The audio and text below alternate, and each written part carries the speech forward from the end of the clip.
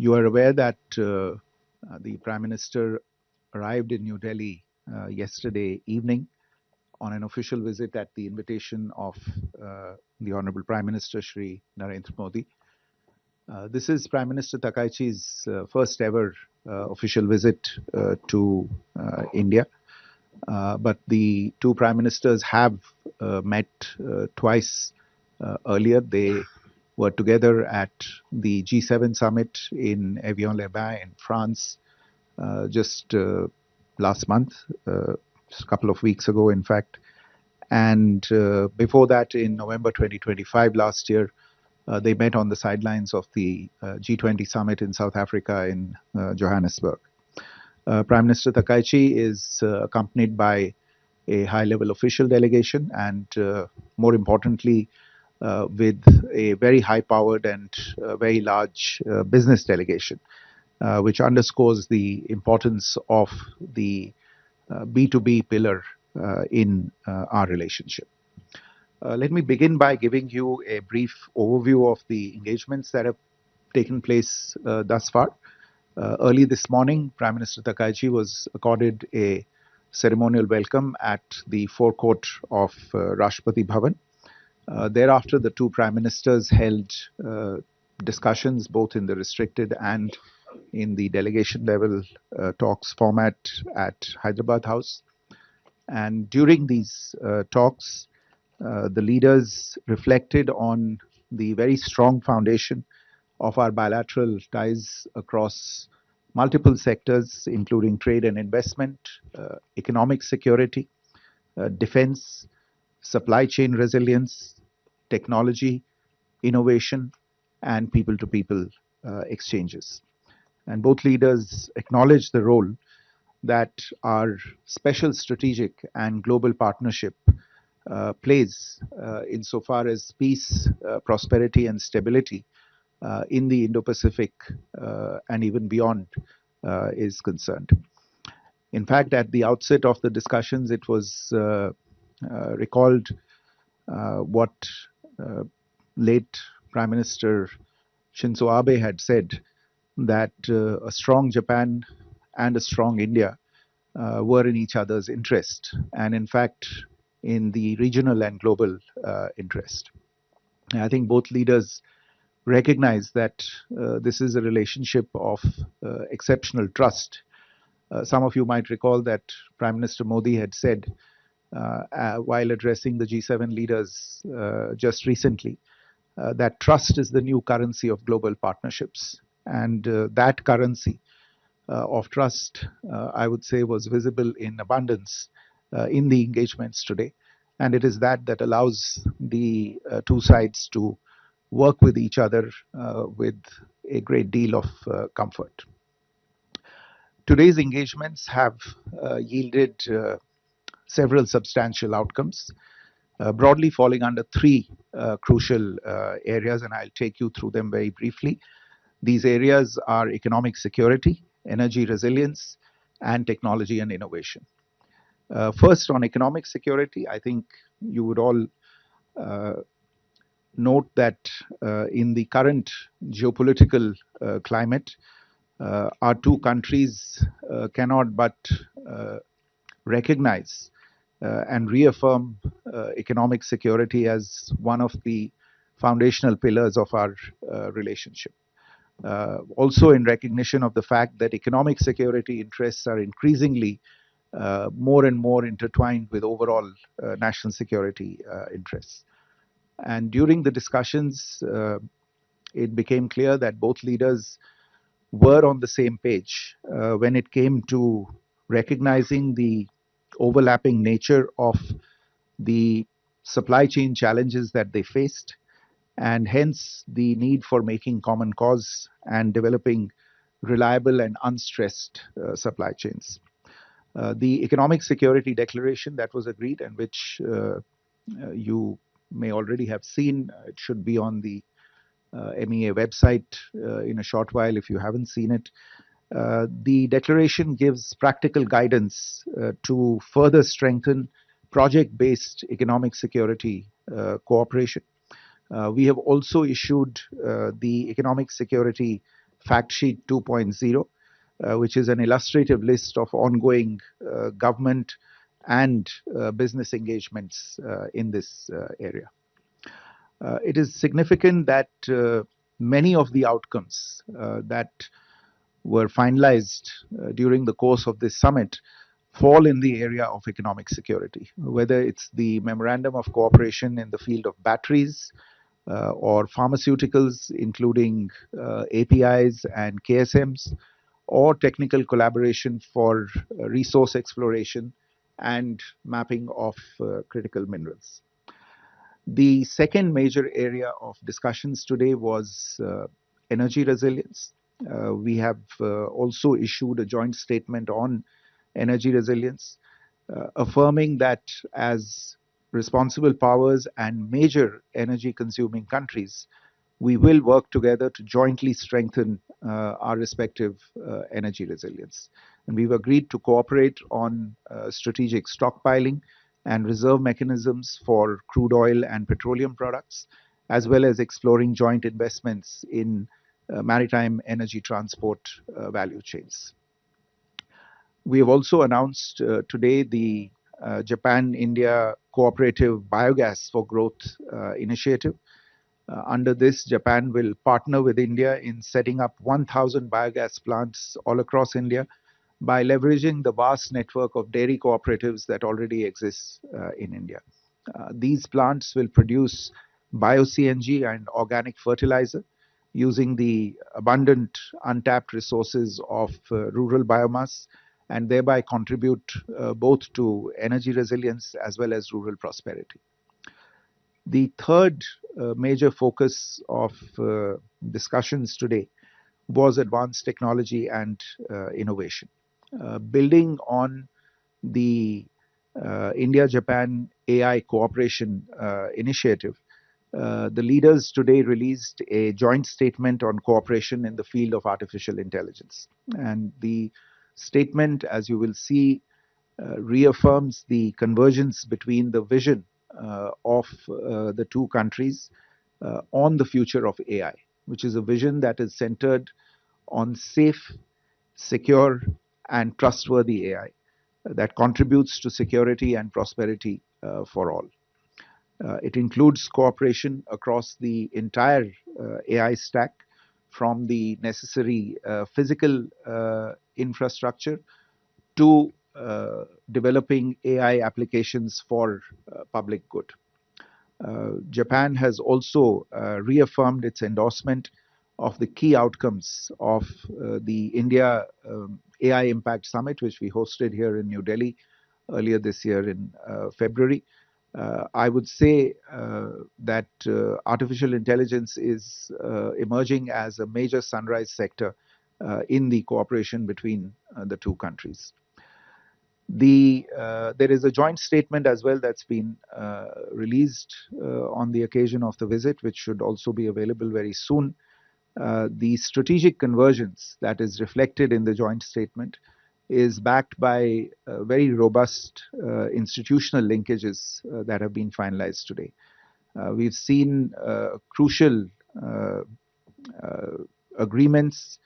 In fact, if I speak specifically about the AI initiative and the understandings with regard to AI between India and Japan, we've seen some very crucial agreements on the development of large language models. IIT Bombay's Bharat Gen, for instance, and Japan's National Institute of Informatics have signed an MOU focusing on multilingual scientific LLMs and enhanced scientific reasoning. Similarly, India's Sarvam AI and Japan's Preferred Networks have established a framework for cooperation across the full AI technology stack, including foundational models. Finally, looking ahead to 2027, which marks the 75th anniversary of the establishment of diplomatic ties between our two countries, the two sides have agreed to a list of commemorative outcomes and events with a strong focus on youth to celebrate this milestone in a befitting manner. We will celebrate the year 2027 as the India-Japan Year of Shared Horizons. Prime Minister Sanai Takaichi has also invited Prime Minister Modi to visit Japan next year for the annual summit, and this annual summit will come in the midst of these celebrations. Uh, Earlier today, in fact, just a short while ago, following the bilateral talks, both leaders participated in the India Japan Joint Economic Forum. Economic cooperation, as I said earlier, lies at the heart of our bilateral relations.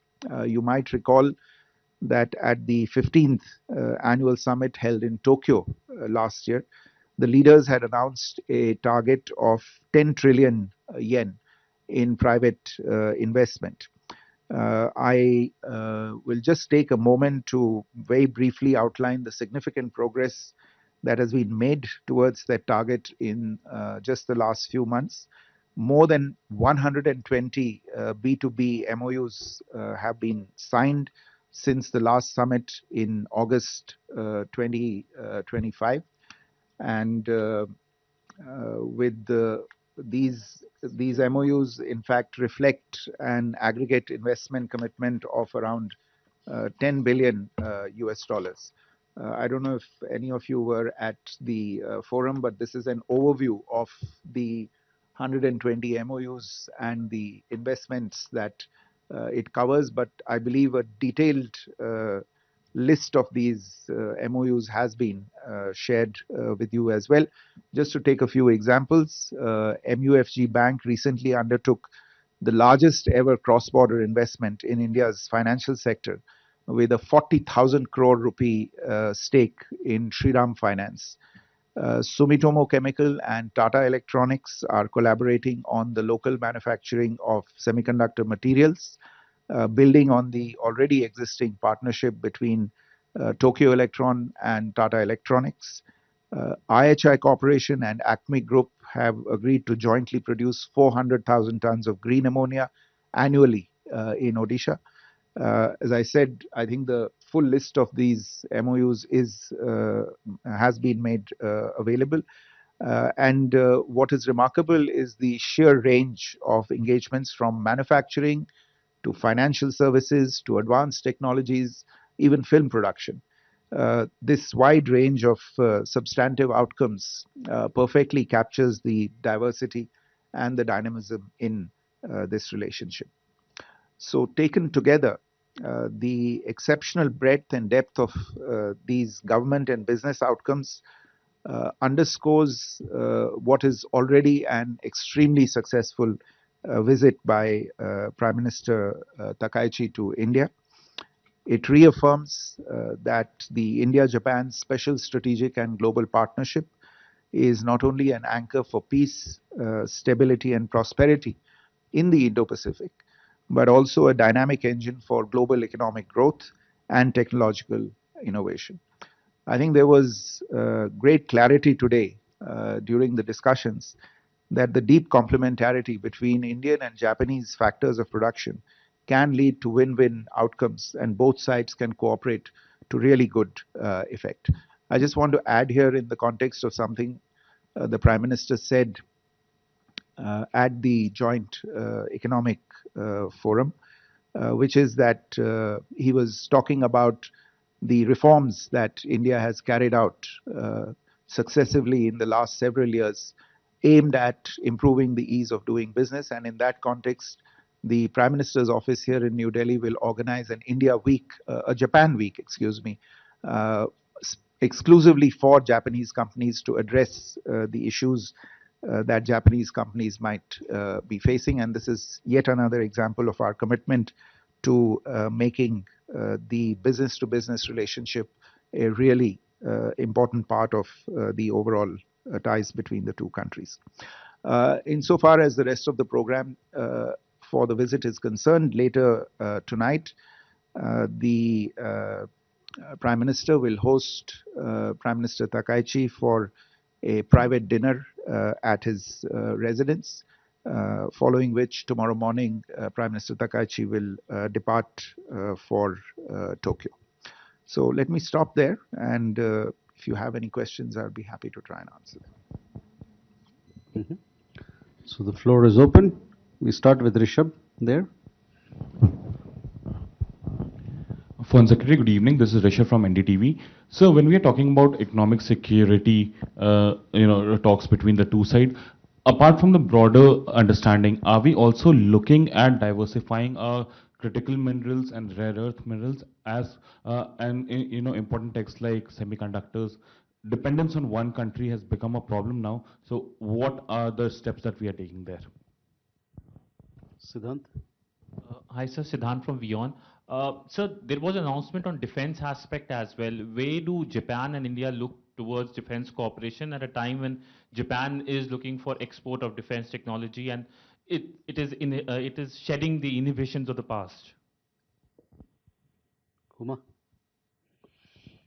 So I'm Huma Siddiqui here. I have two questions. Was the SEPA upgrade discussed? And my second question is, you didn't mention the space cooperation, even though Japan and India are working together on 2 or 3 space missions. If there is something that you can share.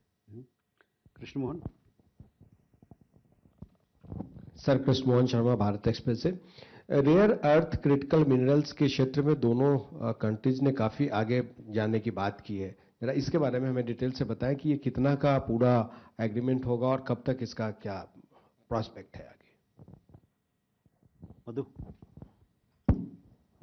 Sir Madhurendra मैं news nation से. Indo Pacific का बार बार जिक्र जो है वो किया गया, खासतौर पे स्टेटमेंट में पीएम मोदी ने भी किया, free and fair Indo Pacific and rule based order का. हाल ही में हमने देखा था कि इंडो पैसिफिक से इंडो जो टर्म है उसको यूएस ने हटा दिया था, पैसिफिक कमांड कर दिया था. क्या इस पर दोनों ही राष्ट्राध्यक्षों की कोई बातचीत हुई?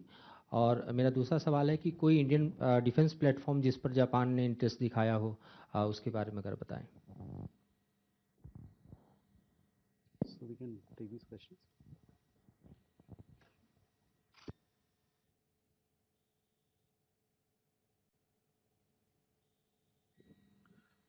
So, Rishabh, your question on diversifying sources for critical minerals, rare earths, etc. As I said, there was considerable discussion on these issues. I think the leaders agreed that given the phase that we are going through right now, insofar as geoeconomics and geopolitics is concerned, and especially as seeing how over the last 5 or 6 years, supply chains in a whole host of areas have come under stress. But the ones related to critical minerals and rare earths are of particular concern because these are essentially materials that today go into components and products that are critical for everyday life.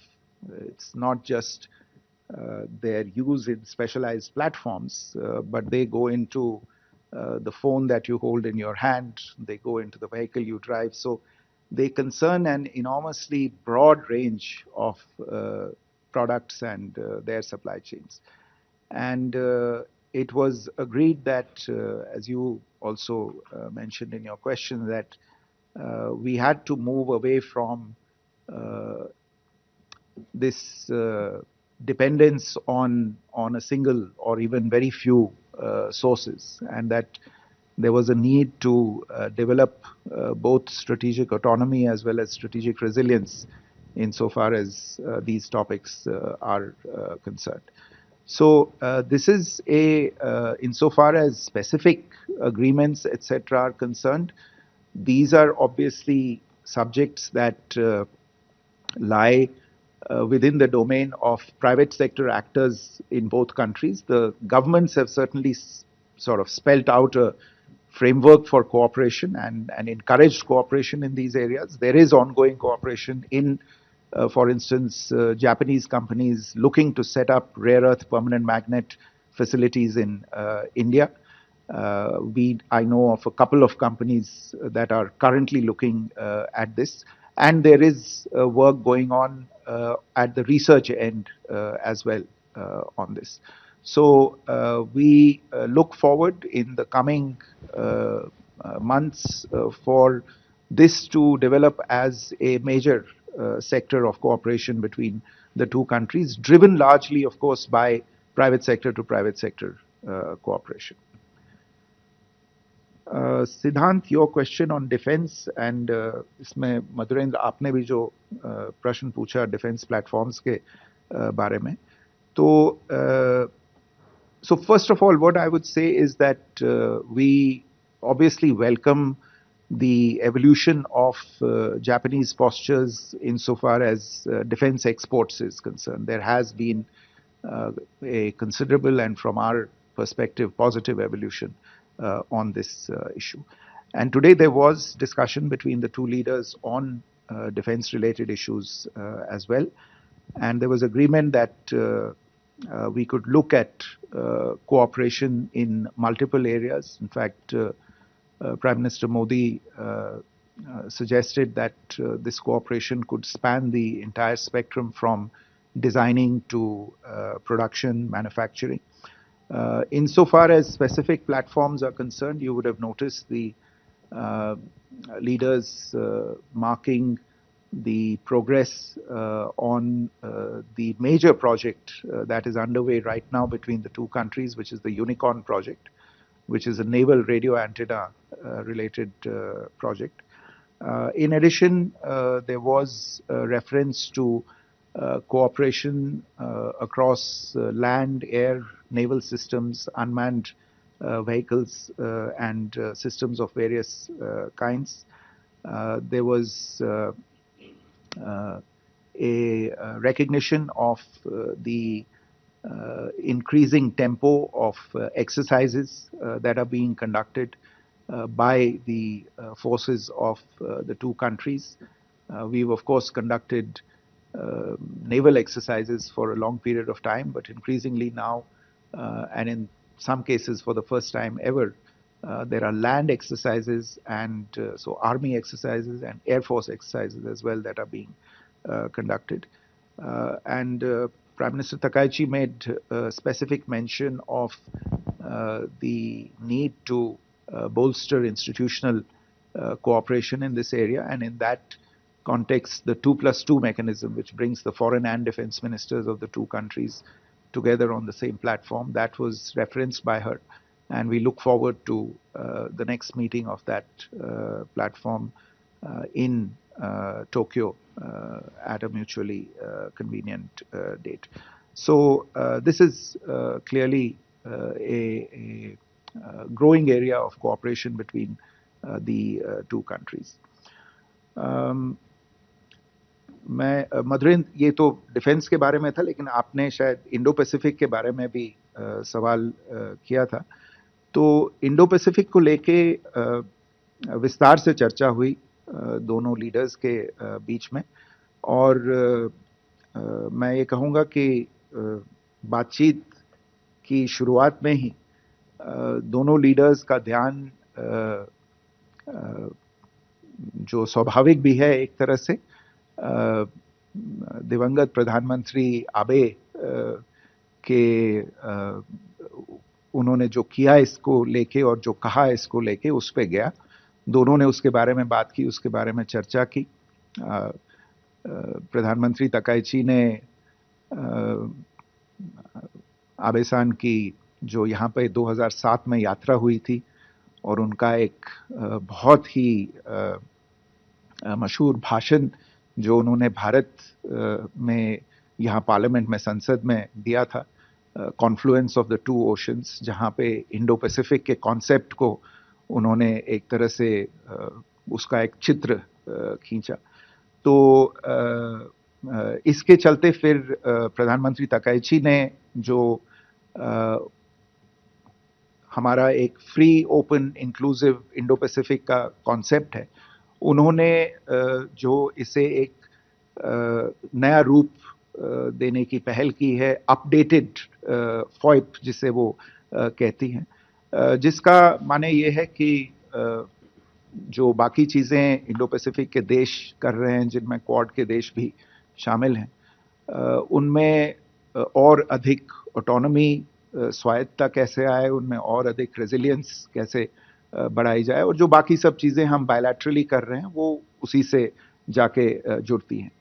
प्रधानमंत्री तकाईची ने यह भी कहा कि जो फॉइप का concept है, free and open Indo Pacific का कॉन्सेप्ट है, वो सीधा जाके भारत के महासागर विजन से जुड़ता है।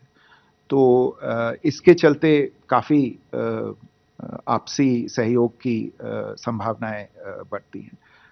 दोनों लीडर्स ने ये माना कि इस चीज़ पे जो हमारा अभी तक का सहयोग है वो अच्छा रहा है, इसे और आगे हमें बढ़ाना चाहिए। इनफैक्ट जो अगली आपको ध्यान होगा कि क्वाड के अंतर्गत एक इंडो पैसिफिक लॉजिस्टिक्स नेटवर्क स्थापित किया गया है, और उसकी अलग अलग मीटिंग्स होती रहती हैं। तो उसकी जो अगली टेबल टॉप एक्सरसाइज है वो जापान उसको होस्ट करेगा। तो मैं कहूँगा कि दोनों लीडर्स में आज ये एक कंसेंसस देखने को मिला कि क्वाड को लेके वो इसमें सहयोग बढ़ाने का काम आगे जारी रखेंगे। Huma, your questions on the SEPA upgrade.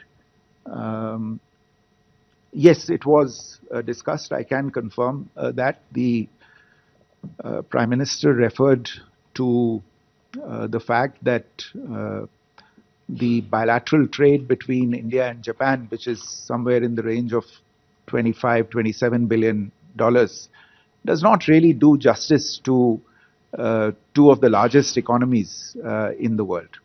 And as you are aware, there is a comprehensive economic partnership agreement between the two countries, but it is somewhat dated now, especially in the context of, or rather I should say, the new context of the new trade arrangements that are now being struck across the world. And we have, in fact, made this proposal to our Japanese colleagues in recent times now that it may be time to look at a significant upgrade of the SEPA and review its provisions. And I can report to you that Prime Minister Takaichi confirmed during the discussions that Japan was prepared to look at the SEPA upgrade, and that officials from both countries should get together to take the next steps on this. So that's something that is very welcome.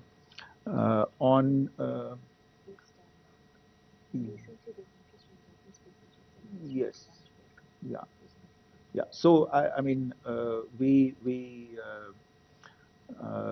there wasn't detailed discussion on space related issues, but you're right. This is a very important area of cooperation between the two countries, and the Japanese Space Agency is very interested in our launch vehicle setup that is run by ISRO, and in fact it is using it for the launch of some satellites. They would like to use it. I think we have this program called LUPEX, no, the LUPEX, which is there. So it's an ongoing area of cooperation and an important one. Krishna, आपका प्रश्न मैंने जवाब दे दिया है जो rare earth critical minerals को लेके है. So, Srinjoy. So, as the two navies and the defense ministries have already discussed this, did the issue of building the Mogami class warships, which is this huge project, possibly making them here in Mumbai, did it come up in the meeting? Gautam. Thank you. Foreign Secretary, this is Gautam Lahiri, independent journalist. My question is, 2 years ago, I think 2-3 years ago, the Japan Prime Minister has announced, Libyan Prime Minister announced a policy of free open Indo-Pacific. whether this issue was discussed, because this, apart from many things, it encompasses the connectivity of Northeast India through India and Bangladesh to the Southeast Asia and beyond. Whether this policy still exists, whether you have any discussion on this issue. Thank you. Archis?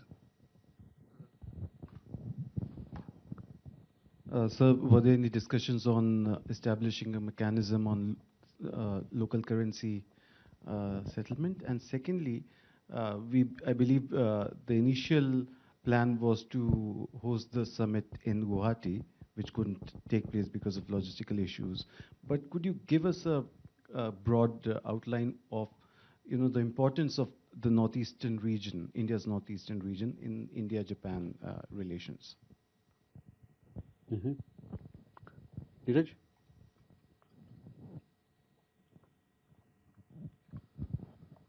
Sir, Neeraj news 18 India से। Japan के PM ने अपने दौरे पर आने से पहले ही Indo Pacific पे बहुत जोर दिया था अपने बयानों में, लेखों में। मेरा सवाल यह है कि जापान बहुत सक्रिय दिख रहा है क्वाड को लेकर, और अमेरिका की बेरुखी भी दिख रही है, खासकर राष्ट्रपति ट्रंप की। अभी हाल में विदेश मंत्रियों का सम्मेलन हुआ था, तो क्या आने वाले वक्त में जो लीडर्स सम्मेलन है, जो बहुत दिन से प्रस्तावित है, क्या उसे लेकर दोनों नेताओं में कोई बातचीत हुई है? दूसरा सवाल यह है कि क्या लोकल करेंसी में ट्रेड को सेटल करने का कोई प्रस्ताव है दोनों देशों के बीच में? Akansha? Okay. Sarjana? नमस्कार सर, मैं सर्जना सन्मार्ग से हूँ। सर, क्वाड की जो मीटिंग होनी थी वो यूएस की ट्रेड पॉलिसीज़ के कारण काफ़ी डिले होती जा रही है। अब क्वाड का क्या फ्यूचर है, क्या उस पर आज कोई डिस्कशन हुआ? Abhimanyu? Sir, I'm Abhimanyu Sharma from CNBC TV 18. Sir, were there any discussions on the issue of labor mobility, on expediting that between both the countries? So we can take these questions.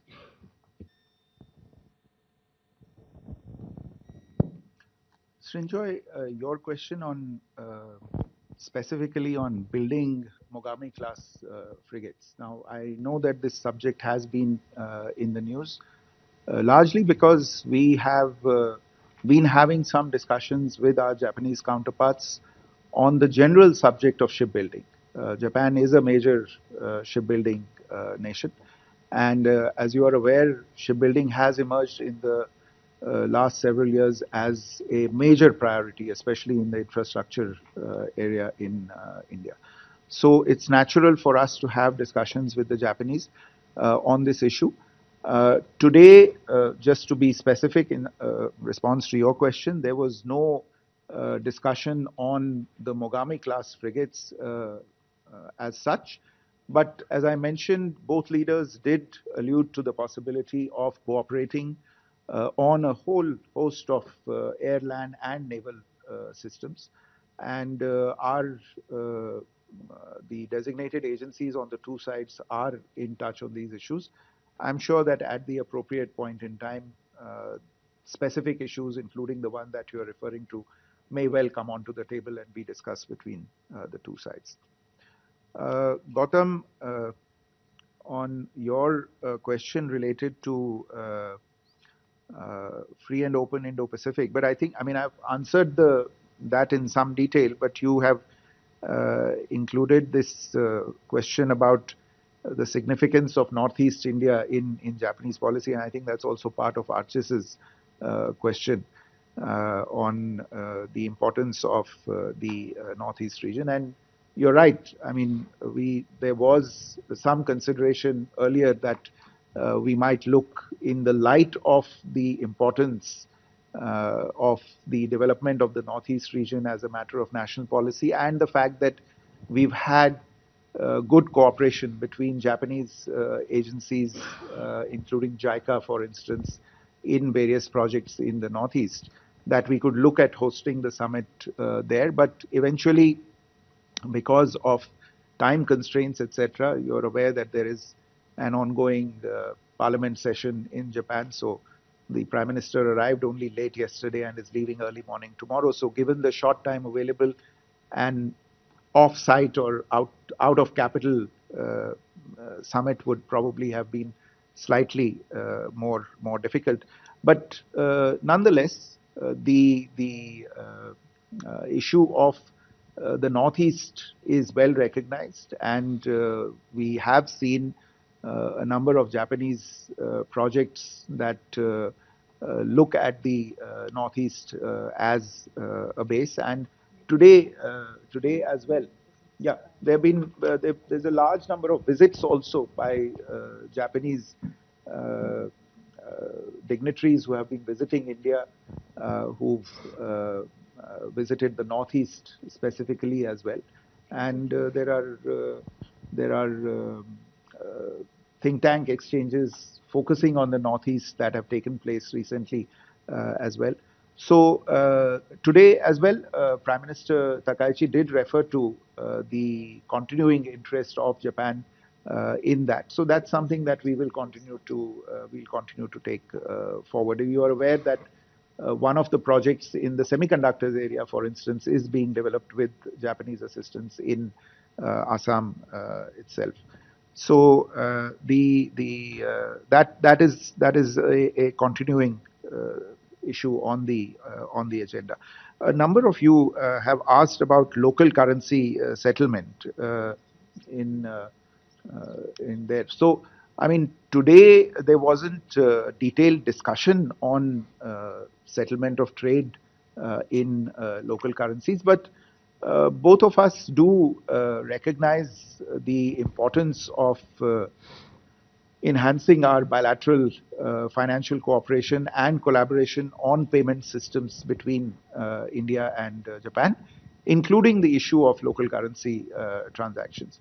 So these are issues that will be taken forward between the financial authorities. Recognize the importance of enhancing our bilateral financial cooperation and collaboration on payment systems between India and Japan, including the issue of local currency transactions.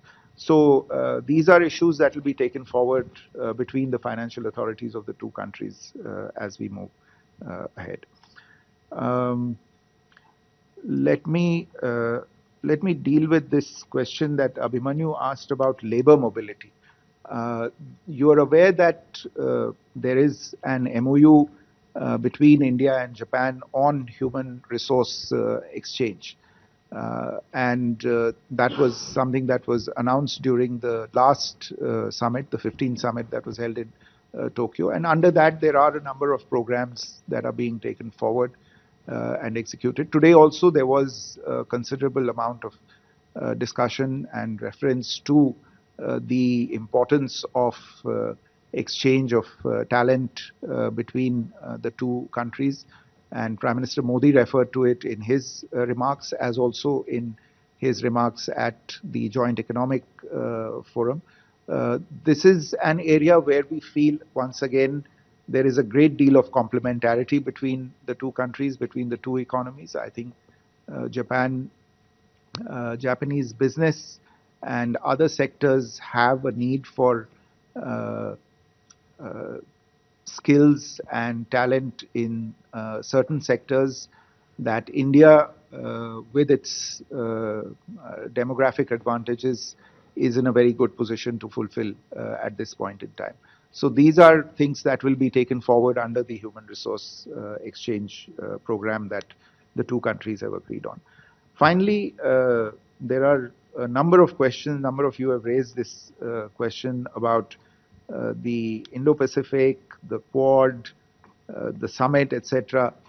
I mean, these are not really the central point of this particular bilateral summit, but as I have said, that the importance of the Quad, the importance of cooperation in the Indo-Pacific, and the importance of remaining engaged on these issues was reaffirmed by both leaders during their discussions today. And insofar as specific engagements are concerned with regard to, I mean, you referred to the Quad Foreign Ministers meeting, which has taken place just recently in India. And I mean, I would say you should stay tuned, because there will be more activities and events related to Quad that will happen in the coming months. Insofar as other meetings related to the summit, etc., are concerned, you are aware that these are things that are subject to convenience of calendars, etc. The Quad mechanism, which functions at the level of Sherpas and Sous-Sherpas, they are in touch with each other on a whole host of interactions amongst themselves, including the issue of the summit, and it'll be decided in that network. I would urge you to take a look at the joint statement, which has a considerable amount of detail on the approaches towards the Indo-Pacific and related issues. With that, ladies and gentlemen, we come to the close of this press conference. Thank you very much for your participation.